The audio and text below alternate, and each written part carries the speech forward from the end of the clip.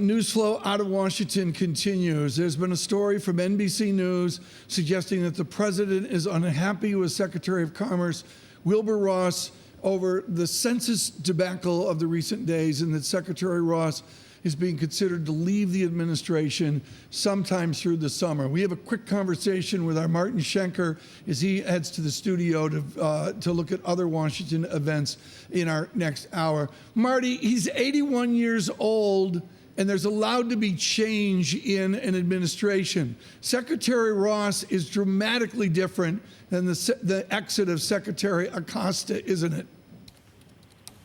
Oh, it absolutely is. First of all, Wilbur Ross has been on thin ice almost since the time he joined the Trump administration 2 years ago.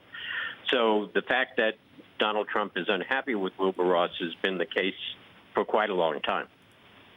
Wilbur Ross is a financial guy linked to the president, also a social friend of the president as well. Would you suggest, Marty, that he still has the job only because of his close affiliation with the president?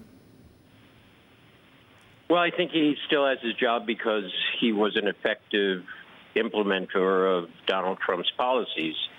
That said, there have been reports very early about his lack of attention at meetings, and some reports even that he dozed off during meetings, which did not endear him to Donald Trump. But be that as it may, his handling of the census question was indeed failed to get a key policy tool done that Donald Trump wanted. Wilbur Ross's internal communications on this were a big reason why the courts questioned whether the census question was legitimate.